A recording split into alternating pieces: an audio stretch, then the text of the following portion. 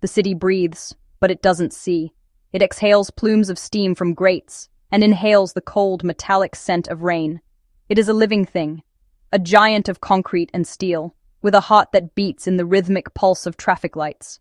But its eyes are blind to the small, desperate life huddled at its feet.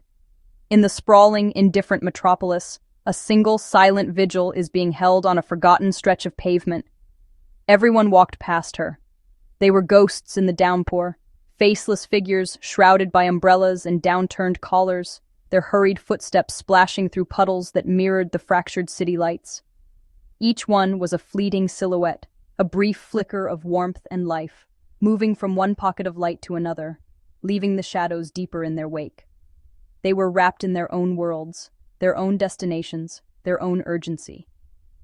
She was just a smudge in their peripheral vision, a detail too sorrowful to acknowledge, a question they didn't have time to answer. A momentary pang of pity, perhaps, quickly washed away by the rain and the need to get home, to get warm, to forget. Cars passed. They were metal beasts with eyes of fire, roaring through the urban canyon. They sliced through the night, their red taillights bleeding into the wet streets, a constant river of departure. Each one carried a life, a story, a destination that was not here. They were symbols of a world that was moving on, a world that had no place for a creature frozen in time by a love too powerful to abandon. The sound of their passing was a constant rushing reminder of her isolation, the hiss of wet tires a cruel lullaby. Lights faded. The neon signs of distant storefronts, once vibrant promises of commerce and company, began to blink out, one by one. The city was closing its eyes, surrendering to the deepest hours of the night. Each extinguished light felt like a door being locked, a hope being snuffed out.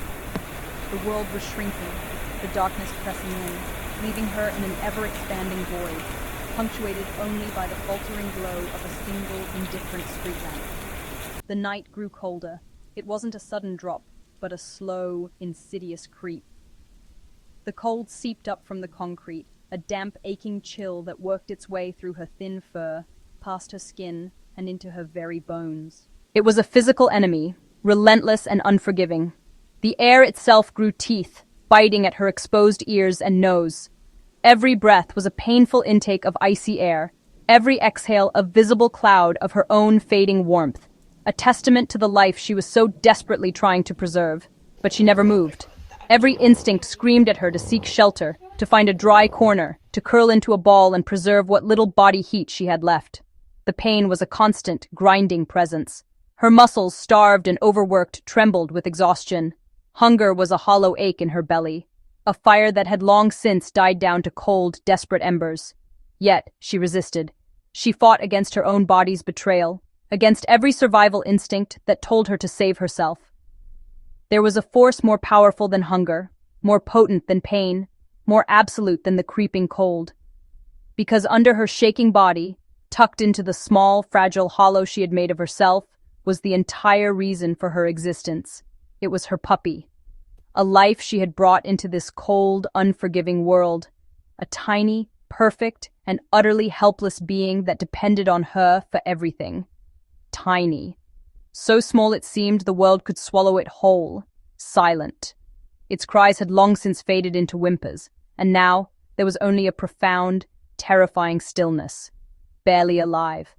A flickering candle flame in a hurricane, a life hanging by the most delicate of threads, a heartbeat away from being extinguished forever. The ground was freezing. The concrete was a slab of ice, actively stealing warmth, a predator draining the life from anything it touched. For the mother, it was agony. For the puppy, it was a death sentence. Her body was weak. She was a fortress under siege, with crumbling walls and dwindling supplies. The shivering that racked her frame was no longer just a response to the cold. It was the tremor of a system on the verge of collapse. Every calorie of energy she possessed was being converted into a shield of warmth for her child, a shield that was growing thinner by the minute. She hadn't eaten in days. The memory of food was a distant ghost. Her body had consumed its own fat, then its own muscle, in a desperate bid for fuel. Now, there was almost nothing left to give. She was running on the fumes of instinct, powered by a love that defied biology, a devotion that burned brighter as her own life force dimmed. Still, every time the puppy cried, a sound no louder than the rustle of a dead leaf, a jolt of pure adrenaline would course through her. It was a biological alarm, a sacred duty.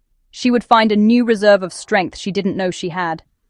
She pulled him closer, tucking him tighter against her belly, trying to press her own life force into his small, cold body, whispering reassurances in a language of nudges and warmth. People noticed. They had to. A flicker of movement in the corner of their eye, a shape that didn't belong. Some slowed down, their curiosity warring with their discomfort. A brief pause, a furrowed brow, a moment of indecision. But the rain was too cold, the hour too late, the problem too large. Most looked away. It was easier.